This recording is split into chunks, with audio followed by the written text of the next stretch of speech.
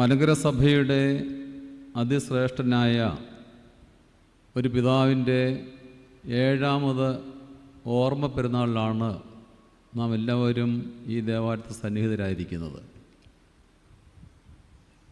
Othara Deira എന്നുള്ള പേര് മലങ്കര സഭയിൽ അങ്ങോളം ഇങ്ങോളം കേട്ടിരുന്ന ഒരു കാലഘട്ടമുണ്ടായിരുന്നു. എന്നാൽ പിൽക്കാലത്ത് അതിൻ്റെ പ്രശസ്തി അല്പം കുറഞ്ഞു എന്ന് വിചാരിക്കാം. ആ പ്രശസ്തി നഷ്ടപ്പെട്ട പ്രശസ്തി വളർത്തിയെടുക്കത്തക്ക വിധവും ആ സന്യാസ സമൂഹത്തെ വളർത്തിയെടുക്കാനുള്ള അദമ്യമായ ആഗ്രഹത്തോടുകൂടിയും ഒരു ഭദ്രാസനത്തിൻ്റെ ചുമതല ഏറ്റെടുത്തപ്പോൾ തൻ്റെ ഭദ്രാസനത്തിൻ്റെ ആസ്ഥാനം ഒരിടത്താണെങ്കിലും താമസം ഈ ദേറായോട് ചേർന്ന് ആക്കാൻ ആഗ്രഹിക്കുകയും അങ്ങനെ ദേറ പ്രസ്ഥാനത്തെ നെഞ്ചോട് ചേർത്ത് വളർത്തിക്കൊണ്ടുവന്ന ഒരു പിതാവായിരുന്നു അഭിനന്ദനായ തോമസ് മാർ അത്താനാസ്യോസ് തിരുമേനി. തിരുമേനിയുടെ ജീവചരിത്രമൊന്നും അധികം പ്രതിപാദിക്കേണ്ടതില്ലെങ്കിലും 32ാമത്തെ വയസ്സിലാണ് തിരുമേനി വൈദിക ശുശ്രൂഷയിലേക്ക് കടന്നു വരുന്നത്. 1970 32ാമത്തെ വയസ്സിൽ വൈദിക ശുശ്രൂഷയിലേക്ക് വിളിച്ച് കയറ്റപ്പെട്ട അഭിനന്ദ തിരുമേനി 47ാമത്തെ വയസ്സിൽ മെത്രാപ്പൊലീത്തയാകുന്നു. 80ാമത് വയസ്സ് വരെ 33 വർഷക്കാലം അക്കാലത്ത് പുതുതായി രൂപീകരിക്കപ്പെട്ട ചെങ്ങന്നൂർ ഭദ്രാസനത്തിൻ്റെ പ്രഥമ മെത്രാപ്പൊലീത്തയായി ഈ സഭയ്ക്കും ഈ ഭദ്രാസനത്തിനും അനുഗ്രഹകരവും ശ്രേഷ്ഠവുമായ നേതൃത്വം നൽകി എന്നുള്ളത് നമുക്കെല്ലാവർക്കും ബോധ്യമുള്ള കാര്യമാണ്. അഭിനന്ദ തിരുമേനിയെ നേരിട്ട് കണ്ടിട്ടുള്ളവരും തിരുമേനിയുടെ കൂടെ സഞ്ചരിച്ചവരും തിരുമേനിയാൽ ആകർഷിക്കപ്പെട്ടവരും ഒക്കെയായിട്ടുള്ളവരാണ് ഇവിടെ ഇരിക്കുന്ന അധിക പങ്ക് ആളുകളും. അതുകൊണ്ട് തന്നെ തിരുമേനിയുടെ വ്യക്തിത്വത്തെ അധികം പരാമർശിക്കേണ്ടതില്ലെങ്കിലും എൻ്റെ മനസ്സിലൂടെ വന്ന ചില ചിന്തകൾ പങ്കുവെക്കാൻ ഞാൻ ആഗ്രഹിക്കുകയാണ്. നാം എല്ലാവരും കാണുന്നവരാണ്, കാഴ്ചശക്തിയുള്ളവരാണ്, കാഴ്ചകൾ കാണാൻ താല്പര്യമുള്ളവരാണ്. എന്നാൽ കാഴ്ചയും ഉൾക്കാഴ്ചയും തമ്മിൽ വ്യത്യാസമുണ്ട്. കാണുന്ന കാര്യങ്ങളിൽ നിന്നും അതിനെ ഉൾക്കൊള്ളുന്നതിന്, അതിനോട് ക്രിയാത്മകമായി പ്രതികരിക്കുന്നതിനുള്ള പ്രത്യേക കഴിവ്. അഭിനന്ദനായ അത്താനാസ്യോസ് തിരുമേനി മെത്രാപ്പൊലീത്തയായി സഭയിൽ സേവനമനുഷ്ഠിക്കുമ്പോൾ ചെങ്ങന്നൂർ ഭദ്രാസനത്തെ പറ്റി തിരുമേനി എപ്പോഴും പറയും, അഭിമാനത്തോടുകൂടി പറയും, എൻ്റെ ഭദ്രാസനം. അതാർക്കും അസൂയ ഉളവാക്കിയിട്ടുണ്ടോ എന്ന് എനിക്കറിയില്ല. പക്ഷെ തിരുമേനിയെ പറയുമ്പോൾ എപ്പോഴും എൻ്റെ അച്ഛന്മാർ, എൻ്റെ വൈദികർ, എൻ്റെ ഇടവക, എൻ്റെ ഭദ്രാസനം, അതിൽ തിരുമേനി ഒരു പ്രത്യേക സന്തോഷവും സംതൃപ്തിയും കണ്ടിരുന്നു. പക്ഷെ അത് പറയുമ്പോൾ തിരുമേനിയുടെ വാക്കുകൾക്ക് ഒരു കുളിർമയുണ്ടായിരുന്നു. ആ കുളിർമ മറ്റൊന്നുമല്ല, ഒരു മാതൃകാ ഭദ്രാസനമായിട്ട് തൻ്റെ ഭദ്രാസനത്തെ വളർത്തണം, മാതൃകയുള്ള വൈദികരായിട്ട് തൻ്റെ വൈദികർ സഭയിൽ ശുശ്രൂഷ അനുഷ്ഠിക്കണം. ഇതൊക്കെ തിരുമേനിയുടെ ആഗ്രഹമായിരുന്നു. 1982 മേൽപ്പെട്ട സ്ഥാനത്തേക്ക് മലങ്കര സഭ അന്ന് 5 പേരെ തിരഞ്ഞെടുത്തത്. ഞാൻ വ്യക്തിപരമായിട്ട് പറയുകയാണെങ്കിൽ വൈദ്യ സെമിനാരിയിലെ 1ാം വർഷ വിദ്യാർത്ഥിയായിട്ട് ഞാൻ ചേർന്നത് 1982 അന്നത്തെ അസോസിയേഷൻ തിരുവല്ല MGM സ്കൂളിൽ വെച്ച് നടക്കുമ്പോൾ വൈദിക സെമിനാരിൽ നിന്നും കുറേ വിദ്യാർത്ഥികളെ അതിലേക്ക് വേണ്ട വോളണ്ടിയേഴ്സായിട്ട് തിരഞ്ഞെടുത്ത് വിട്ടു.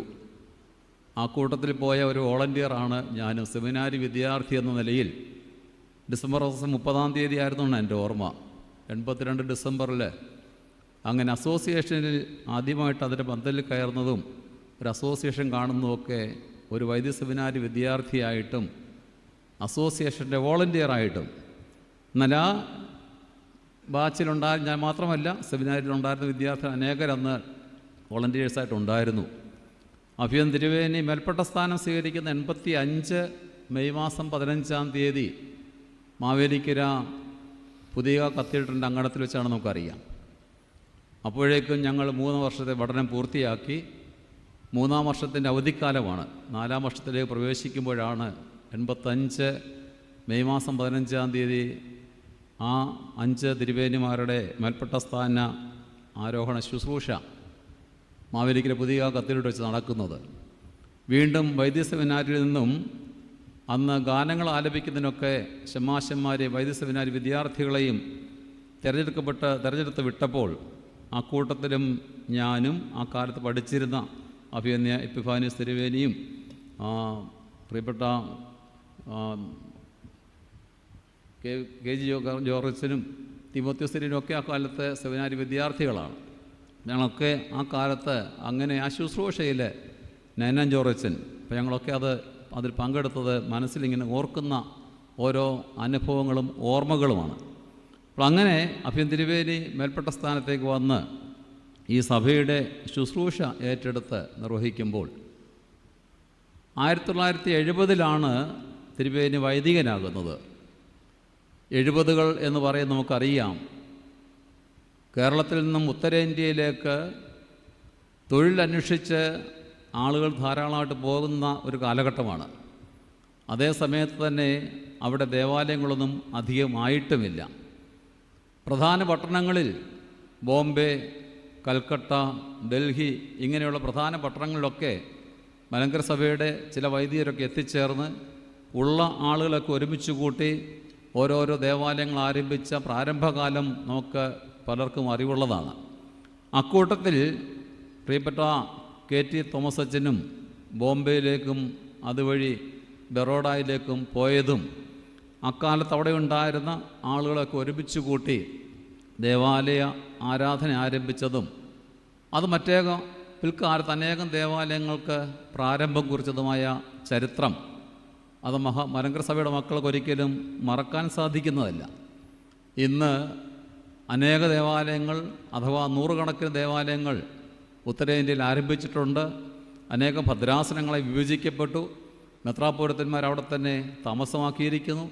അങ്ങനെയൊക്കെ സഭ വളരുമ്പോൾ ഇതിനൊക്കെ ആരംഭകരായിട്ട് തിരുവേനി തന്നെ പറഞ്ഞ് ഞാൻ കേട്ടിട്ടുണ്ട്, വാഹന സൗകര്യം ഇല്ലാത്ത സ്ഥലങ്ങളിലൊക്കെ ചരക്ക് ലോറിയിൽ ഒക്കെ കയറിയിരുന്ന് യാത്ര ചെയ്തിട്ടുള്ള അനുഭവങ്ങൾ പറഞ്ഞത് കേൾക്കാനിടയായിട്ടുണ്ട്. അപ്പോൾ അങ്ങനെ മലങ്കര സഭയുടെ ഉത്തരേന്ത്യയിലെ ആദ്യകാല മിഷണറിമാരിൽ ഒരാളാണ്. സഭയ്ക്ക് ഇട്ടതും വളർത്തിയവരും അതിന് വളർച്ചയ്ക്ക് സഹായിച്ച ദീർഘദർശനത്തോടുകൂടി സഭയെ വളർത്തിയ പിതാക്കന്മാരിൽ ഒരാളാണ് അഭ്യുതനായ തോമസ് മാർ അത്താനാസിയോസ് തിരുവേനി എന്നുള്ളത് പ്രത്യേകം നാം അനുസ്മരിക്കേണ്ടതാണ്. അതുകൊണ്ട് തന്നെ 70-ൽ പൗരോഹിത്യ ശുശ്രൂഷ ആരംഭിച്ച തിരുവേനി 83-ൽ 13 വർഷം കഴിഞ്ഞപ്പോൾ 82-ൽ മേൽപ്പെട്ട സ്ഥാനത്തേക്ക് തിരഞ്ഞെടുക്കപ്പെടുകയും 85-ൽ മേൽപ്പെട്ടക്കാരനായി ഈ ചെങ്ങന്നൂർ ഭദ്രാസനത്തിൻ്റെ പ്രഥമ മെത്രാപ്പൊലിത്തയായിട്ട് ഇവിടെ നിയമിതനാകുകയും ചെയ്യുന്നു. മേൽപ്പെട്ട സ്ഥാന ശുശ്രൂഷയെപ്പറ്റി തിരുവേനി പറയുമ്പോൾ നമുക്കറിയാം, തിരുവേനിയുടെ വാക്കുകളിൽ പറഞ്ഞാൽ ചെയ്യുന്ന കർമ്മങ്ങളിൽ നിർവഹിക്കുന്ന ശുശ്രൂഷകളിൽ അതിൽ മുഴുകി തിരുവേനി ആ വാക്ക് പറയും. ഏതൊരു ശുശ്രൂഷ നിർവഹിച്ചാലും ഏതൊരു കർമ്മം നിർവഹിച്ചാലും ഒരാരാധന അർപ്പിച്ചാലും കാർമ്മികൻ അതിൽ മുഴുകി അത് നിർവഹിക്കണം. പ്രാർത്ഥനകൾ പൂർത്തീകരിക്കുന്നതിലായാലും ഓരോ കർമ്മങ്ങളും അതിൻ്റെ പൂർണ്ണതയിൽ നിർവഹിക്കുന്നതിന് തിരുവേനി എപ്പോഴും ശ്രദ്ധിക്കുമായിരുന്നു. ധാരാളം ഉദാഹരണങ്ങൾ അതിന് തിരുവേനി പറയുമായിരുന്നു. പ്രത്യേകിച്ച് നവാഭിഷിക്ത വൈദികരുടെ പട്ടങ്ങളുടെ ശുശ്രൂഷയൊക്കെ നടക്കുമ്പോൾ തിരുവേനി നൽകുന്ന ആമുഖ പ്രസംഗത്തിൽ പുരോഹിതന്മാരെ തിരുവേനി ഓർപ്പിക്കുമായിരുന്നു. നിങ്ങളൊരു ഇടവകയിൽ പുരോഹിതനായിട്ട് ചെന്ന് പൗരോഹിത്യ ശുശ്രൂഷ നിർവഹിക്കുമ്പോൾ അതെങ്ങനെയെങ്കിലും കാട്ടിക്കൂട്ടി നിർവഹിച്ച് പോകരുത്, അതതിൻ്റെ പൂർണ്ണതയിൽ നിർവഹിക്കണമെന്ന് തിരുവേനി ഓർമ്മപ്പെടുത്തിയിരുന്നത് എൻ്റെ മനസ്സിലിപ്പോൾ ഓർമ്മ വരികയാണ്. അപ്പോൾ അങ്ങനെ അനേകം ശുശ്രൂഷകൾ തിരുവേനി, ഞാൻ പറഞ്ഞുവല്ലോ, ഉൾക്കാഴ്ച ഉള്ള ആളായിരുന്നു എന്ന് പറഞ്ഞു. ഇവിടെ ഇരിക്കുന്ന പുരോഹിതന്മാർ പലരും, അഥവാ ചെങ്ങന്നൂർ ഭദ്രാസനത്തിൽ മാത്രമല്ല, മലങ്കര സഭയിൽ ഇന്ന് അനേകം വൈദികരുണ്ട്. തിരുമേനിയുടെ ഉൾക്കാഴ്ചയിലൂടെ പൗരോഹിത്യ ശുശ്രൂഷയിലേക്ക് വിളിച്ച് വേർതിരിക്കപ്പെട്ടവർ. കർത്താവ് ഗലീലക്കടൽപ്പുറത്ത് വെച്ച് പറഞ്ഞു, എന്നെ അനുഗമിപ്പിനെന്ന്. തിരുവേനിയും ഇതുപോലെ ആ വാക്ക് ആവർത്തിച്ചിട്ടുണ്ടെന്നാണ് എൻ്റെ വിചാരം. ഈ ഭദ്രാസനത്തിലെ ദേവാലയങ്ങളിലായാലും മറ്റ് ദേവാലയങ്ങളിൽ പോകുമ്പോഴാണെങ്കിലും അവിടെയൊക്കെ യോഗ്യരായ യുവാക്കന്മാരെ കാണുകയാണെങ്കിൽ അവരെ സഭയിലേക്ക് ആകർഷിക്കുന്നതിന്, ദേവാലയത്തിലേക്ക് ആകർഷിക്കുന്നതിന്, പൗരോഹിത്യ ശുശ്രൂഷയിലേക്ക് ആകർഷിക്കുന്നതിന്, സന്യാസ ജീവിതത്തിലേക്ക് ആകർഷിക്കുന്നതിന് ഒക്കെ തിരുമേനിയുടെ ഉൾക്കാഴ്ച ഫലപ്പെട്ടു. അങ്ങനെ കടന്നു വന്നിട്ടുള്ള അനേകർ മലങ്കര സഭയിൽ ഇന്ന് അനുഗ്രഹീതരായ വൈദികരായിട്ട് റമ്പാച്ചന്മാരായിട്ടൊക്കെ ശുശ്രൂഷ അനുഷ്ഠിക്കുന്നുണ്ട് എന്നുള്ളത് നമുക്കറിയാം. അവരെയൊക്കെ ഈ പാതയിലേക്ക് വിളിച്ചു. മാത്രമല്ല, ഒരുപക്ഷെ അവരൊക്കെ കടന്നു വരുമ്പോൾ SLCയോ പ്രീ ഡിഗ്രിയോ ഒക്കെ പഠനം കഴിഞ്ഞവർ മാത്രമാണെങ്കിൽ അവരെ ഉന്നത വിദ്യാഭ്യാസ യോഗ്യതയുള്ള വൈദികരായിട്ട് വളർത്തുന്നതിന് വേണ്ടി എവിടെയൊക്കെ അയച്ച് പഠിപ്പിക്കാമോ അതിന് തിരുവേണ്ടി വഴിയൊരുക്കി കൊടുത്തു. അപ്പോൾ സഭയിലേക്ക് ഒരു തലമുറയെ വിളിച്ച് വേർതിരിക്കുന്നതിന്, അവരെ ഉന്നത വിദ്യാഭ്യാസ യോഗ്യതയുള്ളവരാക്കി തീർക്കുന്നതിന്, അത് സെക്കുലർ വിദ്യാഭ്യാസം മാത്രമല്ല, വൈദ്യ സെമിനാരി വിദ്യാഭ്യാസം അയക്കുന്നവരെയും BD പരീക്ഷ കഴിഞ്ഞാൽ ഉടനെ അവരെ MDH അയക്കാൻ ശ്രമിക്കും. MDH വിജയകരമായി പൂർത്തിയാക്കിയാൽ അവരെ ഡോക്ടറേറ്റിന് അയക്കാൻ ശ്രമിക്കും. അങ്ങനെ വൈദികരുടെ നിലവാരം ഉന്നതമായിരിക്കണം എന്നുള്ള ഒരു വലിയ ദർശനം തിരുവേനിക്ക് ഉണ്ടായിരുന്നു. അത് തിരുവേനി അതിൻ്റെ പ്രാരംഭം ഞാൻ ഓർക്കുകയാണ്. 82 ഞങ്ങൾ സെമിനാരി പഠിക്കുമ്പോഴാണല്ലോ, 85 തിരുവേനി മേൽപ്പട്ടക്കാരനാകുന്നത്. അപ്പോൾ അതിനുശേഷം ഞങ്ങളുടെ ഫൈനൽ ഇയറാണ്. അപ്പോൾ ഈ 85-86 കാലഘട്ടത്തിൽ ചെങ്ങന്നൂർ അത്താനാസ് തിരുവേനി വല്ലപ്പോഴും സെമിനാരി വരും. അത് അനുഭവിച്ചുള്ള ചിലരൊക്കെ വിടരിപ്പണമെന്ന് എൻ്റെ ഓർമ്മ. അത്താനാസ് തിരുവേനി വരുന്നത് മറ്റൊന്നിനു വേണ്ടി അല്ല, ചെങ്ങന്നൂർ ഭദ്രാസനത്തിൽ നിന്നും സെമിനാരി പഠിക്കുന്ന വിദ്യാർത്ഥികളെ കാണാൻ വേണ്ടിയാണ് വരുന്നത്. അത് അവരെ കണ്ടിട്ട് വെറുതെ പോവുകയല്ല, ഒരു ചെറിയ തുക സ്കോളർഷിപ്പ് അവർ കൊടുക്കുകയും ചെയ്യുമായിരുന്നു. ഇപ്പോഴത് തുടരുന്നുണ്ടോയെന്ന് എനിക്കറിയുകയില്ല. ആ ചെറിയ തുക സ്കോളർഷിപ്പ് വാങ്ങിച്ചത് തുകയുടെ വലിപ്പത്തിലല്ല, പക്ഷേ വൈദ്യ സെമിനാരിയെ തിരുവേനി സ്നേഹിക്കുന്നു, വൈദ്യ വിദ്യാർത്ഥികളെ സ്നേഹിക്കുന്നു. അവരുടെ വിദ്യാഭ്യാസത്തിന് സഭയുടെ അഥവാ ഭദ്രാസനത്തിൻ്റെ അഥവാ തിരുവേനിയുടെ വ്യക്തിപരമായ ഒരു കരുതൽ കാണിക്കുന്നതിന്, ആ കരുതൽ അനുഭവിച്ചിട്ടുള്ള ധാരാളം പേര് ഈ ഭദ്രാസനത്തിലുണ്ടെന്നാണ് എൻ്റെ വിചാരം. അക്കാലത്തത് കൊടുത്തിരുന്നു എന്നുള്ളത് എനിക്കറിയാം.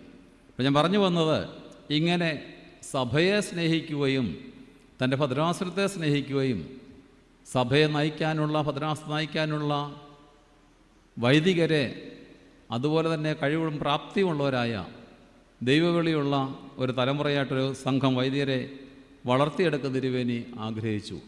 അതിനോട് ചേർന്ന് തന്നെയാണ് ഞാൻ ആമുഖമായിട്ട് പറഞ്ഞ ഈ ഓതറ ദയറായുടെ വളർച്ച. ആ തിരുവേനിയുടെ വലിയ സ്വപ്നമായിരുന്നു. നമുക്കറിയാം, പരിശുദ്ധ ബസേലിയോസ് മാർത്തോമ മാത്യൂസ് ദ്വിതീയൻ ബാബാ തിരുവേനി വൈദികനായിരുന്ന കാലഘട്ടത്തിൽ ഇവിടെ താമസിച്ചിരുന്ന ഏഞ്ചലച്ചനെ പറ്റിയൊക്കെയുള്ള കേട്ടുകഴിവ് നമുക്കുണ്ട്. നമ്മളത് കണ്ടിട്ടില്ല. പക്ഷേ ആ ഏഞ്ചലച്ചൻ്റെ കാലഘട്ടം കഴിഞ്ഞതിന് ശേഷം പല കാലഘട്ടത്തിലൂടെ കടന്നുപോയപ്പോൾ ഓതറ ദയറായുടെ പൗരാണികതയും പ്രാധാന്യവും മനസ്സിൽ കണ്ടുകൊണ്ട് അതിനെ വളർത്തിയെടുക്കാൻ തിരുവേനി ആഗ്രഹിക്കുകയും ഇന്ന് മലങ്കര സഭയിലെ ശ്രദ്ധേയമായ ഒരു സന്യാസ സമൂഹമായിട്ട് ഈ ഓതറ ദയറ വളർന്നുകൊണ്ടിരിക്കുന്നു. ഏതാനും ദിവസങ്ങൾക്ക് മുമ്പ്, 2 ദിവസം മുമ്പ് ഇവിടുത്തെ ഒരു വൈദികൻ റമ്പാൻ സ്ഥാനത്തേക്ക് കടന്നു വന്നു. അപ്പം അങ്ങനെ സഭയുടെ ഒരു ശ്രദ്ധാകേന്ദ്രമായിട്ട് ഈ ദയറായെ വളർത്തുന്നതിന് തിരുവേനി ഏറെ ശ്രദ്ധിച്ചു നമ്മൾ പ്രത്യേകം ഓർത്തിരിക്കാം. അപ്പോൾ തിരുവേനിയുടെ അന്ത്യ അഭിലാഷം അനുസരിച്ച് ഈ ദേറായോട് ചേർന്നുള്ള ചാപ്പലിൽ തന്നെ തിരുവേനി തന്നെ കബറിടവും തയ്യാറാക്കിയിരുന്നു. തിരുവേനിയുടെ കബറടക്കം ഈ ദേവാലയത്തിൽ തന്നെ നിർവഹിച്ചു. അത്താനാസിയോസ് എന്ന വാക്കിൻ്റെ അർത്ഥം മരണമില്ലാത്തവൻ എന്നാണല്ലോ. എൻ്റെ നിങ്ങളുടെ ഹൃദയങ്ങളിൽ ലോകപ്രകാരം ആ ഭൗതിക ശരീരം മരണം പ്രാപിച്ചുവെങ്കിലും മലങ്കര സഭ മക്കളുടെ മനസ്സിൽ, ഹൃദയത്തിൽ എന്നും അമരടവാനായിട്ട് ആ പിതാവ് നിലനിൽക്കട്ടെ. ആ പിതാവിൻ്റെ പ്രാർത്ഥനയും സ്വർഗീയ മധ്യസ്ഥതയും മലങ്കര സഭയ്ക്കും നമുക്കെല്ലാവർക്കും അനുഗ്രഹമായിരിക്കട്ടെ. കോട്ടയം പ്രാർത്ഥിച്ചുകൊണ്ട് വാക്കുകൾ അവസാനിപ്പിക്കുന്നു. ദൈവം നമ്മെ വാഴ്ത്തി അനുഗ്രഹിക്കട്ടെ.